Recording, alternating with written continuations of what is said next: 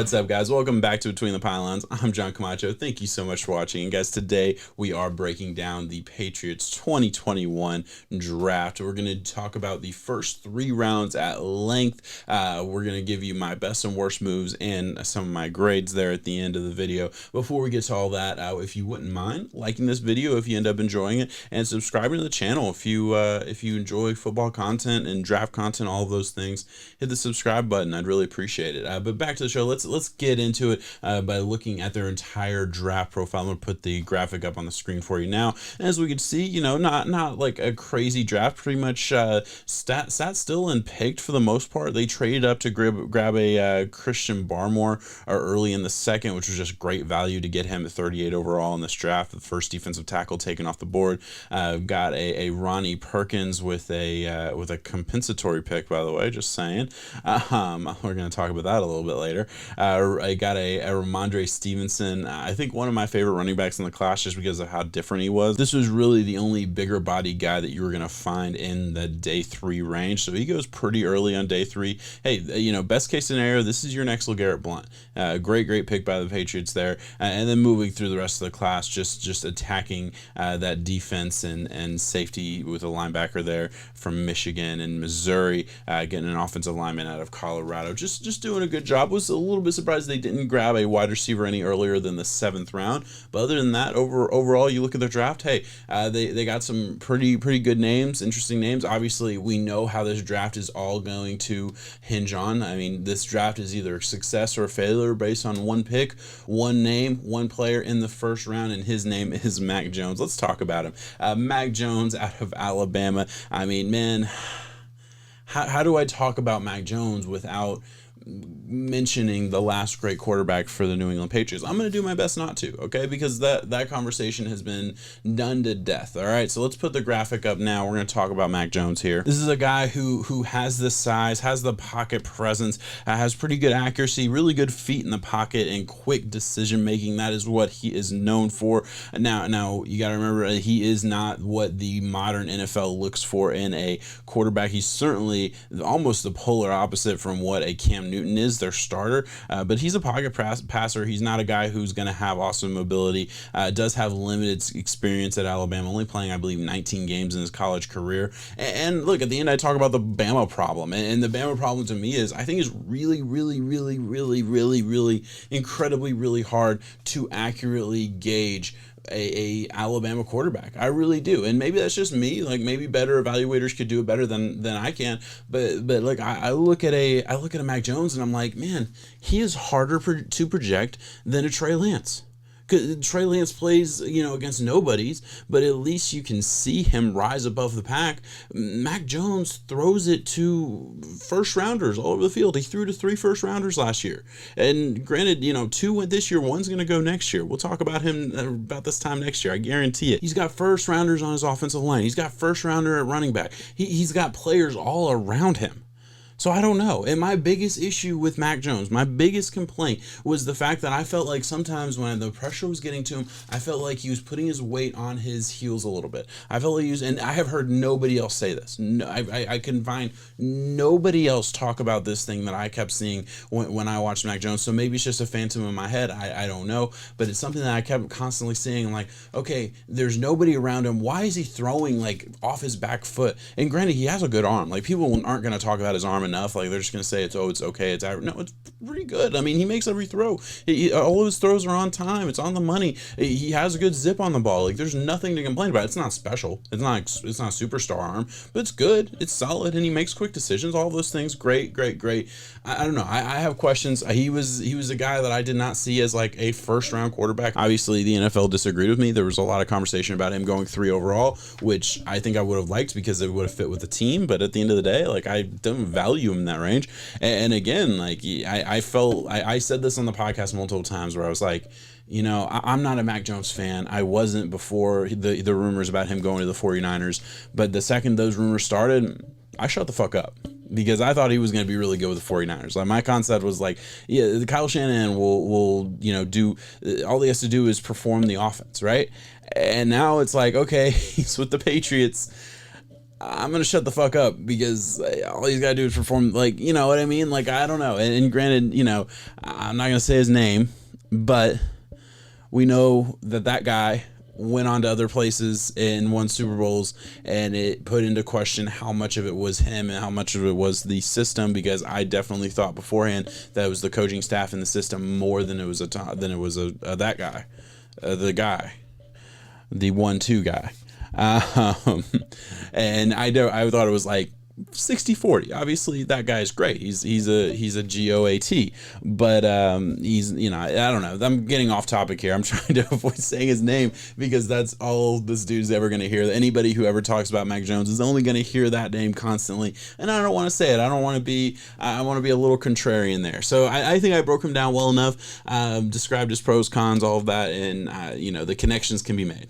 I'll say that. I'll leave it at that. Moving on to the second round, another Alabama product with a Christian Barmore. Before we talk about that, I do want to talk about the trade because they spent a lot to get him. They spent 2 4th-round picks to go up and grab a Christian Barmore, to move up 8 spots and grab Christian Barmore in the second round. Moved out with the Bengals. That was a good move by the Patriots, I guess, but it was a lot of value. It really was. And the Bengals, they took the Patriots for everything they could get to spend 2 4th-round picks. I know, you know, they were later round picks, but hey, I mean, you know, I'm not gonna lie, I was a little bit surprising to see the Patriots take that mindset in this draft. Now, granted, I mean, this was a weird draft, and maybe a team like the Patriots thought, you know what, that we had our list of guys that we liked, that we felt like we had enough information on. Obviously, there is that Alabama, you know, Nick Saban, Bill Belichick connection there, and you probably think, okay, well, he's gonna target Alabama guys that he knows because he's gonna know those guys, right? You definitely make those connections as well. And so, you know, Bill Belichick might be calling the shots, thinking, you know what, I don't have as much information as I usually do,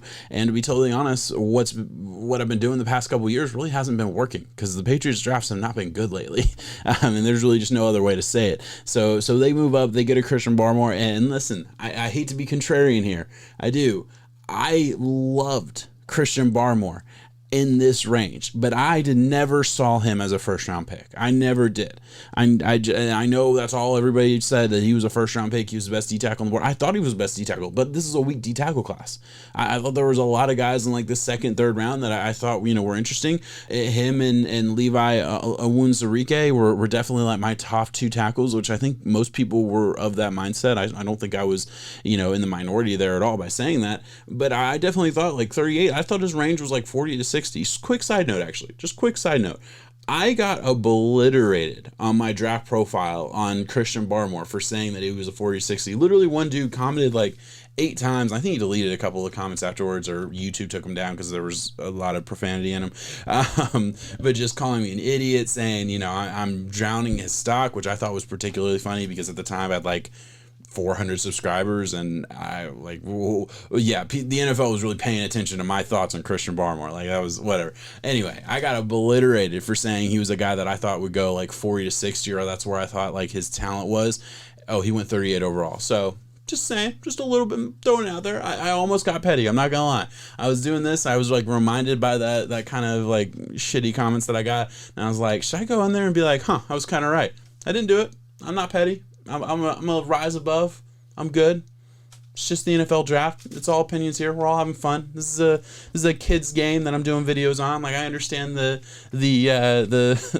irony of getting upset about little things like that. But moving on, let's actually talk about Christian Barmore now. I know I kind of talked in circles there. We're talking about a guy who is explosive, very quick off the line, great physicality. He dominated in the college football playoffs.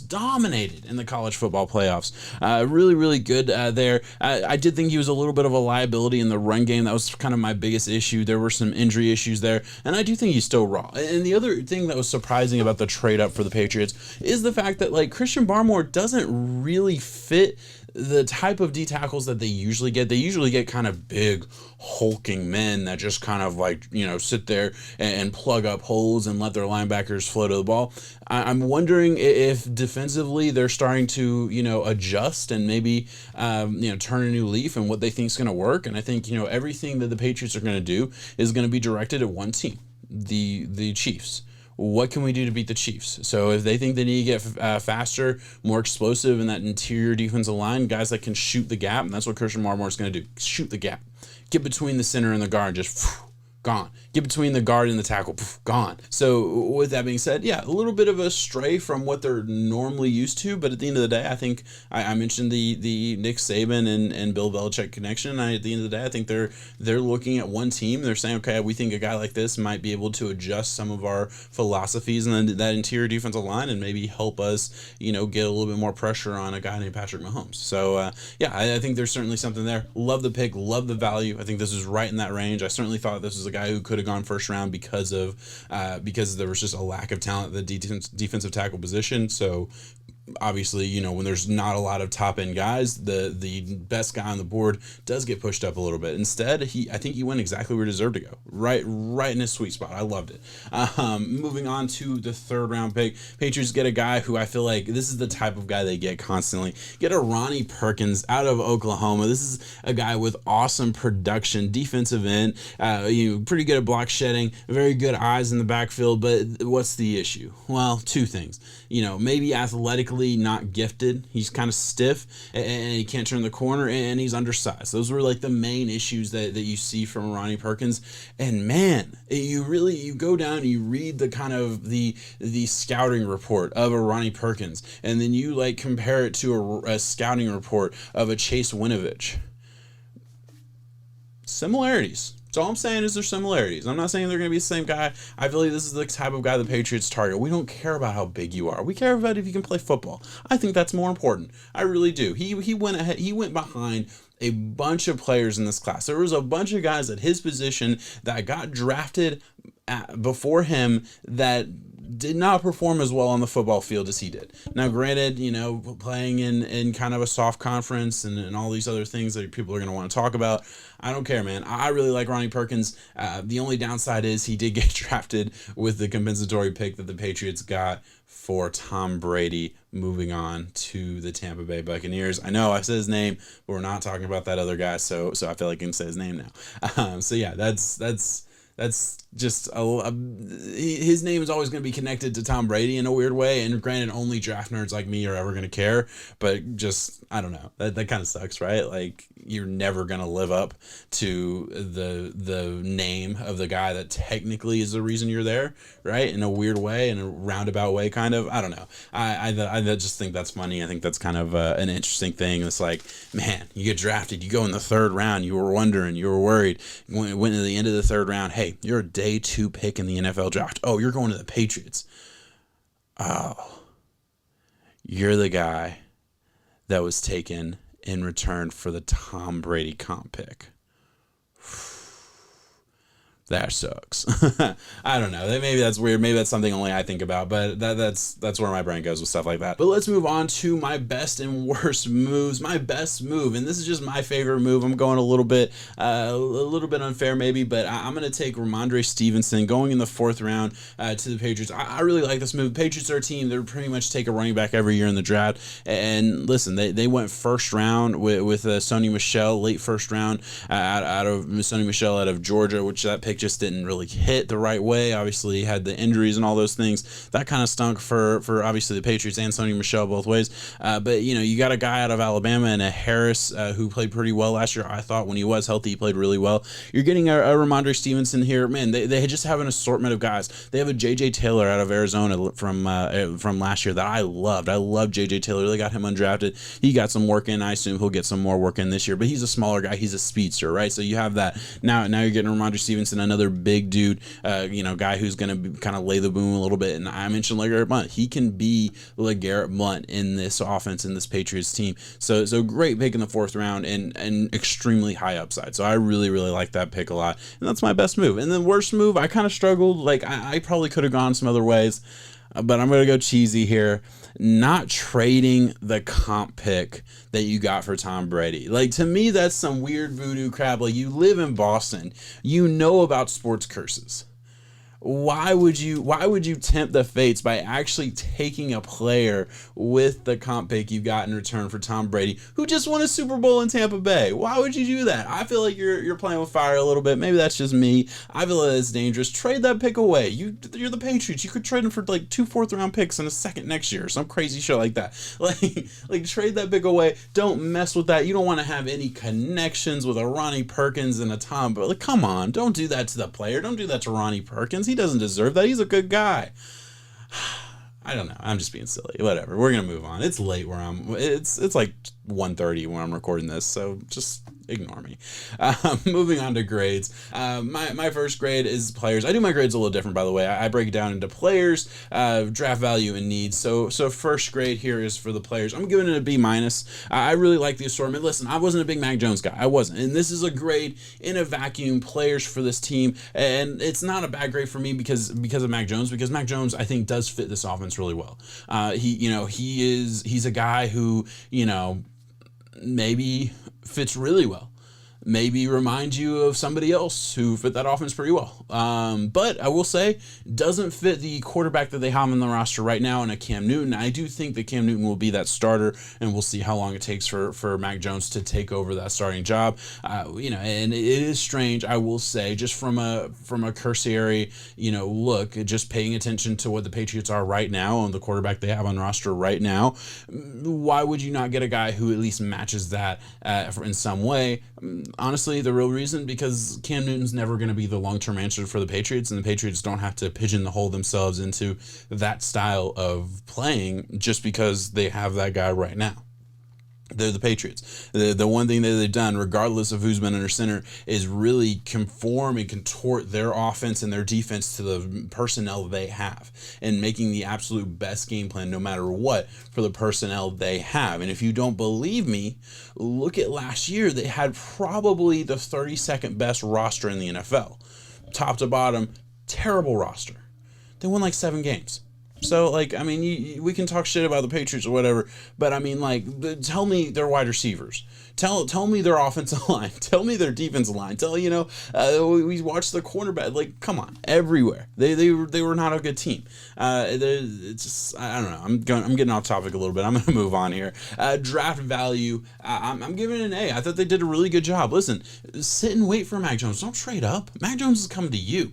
Maybe the Saints trade up and try and get him, but the Saints were a far, long way from Mack Jones, and I think the Patriots were willing to take that chance. I just do. They did not get impatient last year. They didn't get the impatient the year before. All these years where we're like, they're going to have to take a quarterback. They're going to have to. When are they going to take a quarterback? And then they just don't, because the guy they wanted or didn't want or whatever didn't fall to them, or there wasn't a situation where they felt like they were going to take one. They did not reach on quarterback. Gotta love that. Christian Barmore, hey, they got him right in the sweet spot, I think, for where he deserved to go. A guy who has some serious upside, still very raw as a prospect. There's a lot to like about him going in the second round. Hey, I think they killed it with value all over the place, so I'm giving that an A. And then needs, I'm giving it a B+, and the only reason it's not higher is the one thing that I thought they would do, the one position I thought they would attack in a draft that was pretty strong, or at least, moderately strong at wide receiver. Yeah, I thought they would attack wide receiver. They got a wide receiver in the 7th round out of UCF. Beyond that, they didn't grab a wide receiver with any one of their premium picks, and I was surprised by that. I really thought, you look at their roster. N'Keal Harry, late, they picked him with the 32nd pick in the draft. He was a little bit of a bust. You look at, they brought in Nelson Aguilar. Okay. They brought in a Kendrick Bourne. Okay. There's nobody on that roster that's special in anything. And I know that's what the Patriots always do. They just get an assortment of guys, just guys in the NFL, and they do whatever they can with them, and they make them all stars. I get that. They do it every year, it seems like. But last year it didn't work out. Their wide receiver core was really, really bad. Now you're going into a season with Edelman retiring, obviously, and not really having any main spot on that offense that, okay, this is at least one of the guys, right? And obviously they did beef up their tight end position, grabbing 2 Hunter Henry and a Johnny Smith in free agency and all that. I get that, but at the end of the day, I definitely thought wide receiver was a need. They didn't target wide receiver, certainly surprising to me. But that's it. That's all I got, guys. Thank you so much for watching. Let me know in the comments if you thought I went off topic way too much in this episode. I feel like I did, just thinking about all the random crap I just talked about. I'm sorry, but I mean that's me, guys. I'm sorry. I get into weird shit and I go on tangents. That's just what I am. And if you appreciate that, if you like that, hey, hit that subscribe button. If you're watching this video at this point, you're still paying attention to me at some level, hit the sub. Do it. Why not? Do it right now. Hit it. Press the like button, all this stuff. Thank you so much for watching, guys. I'm gonna get out of here. Peace.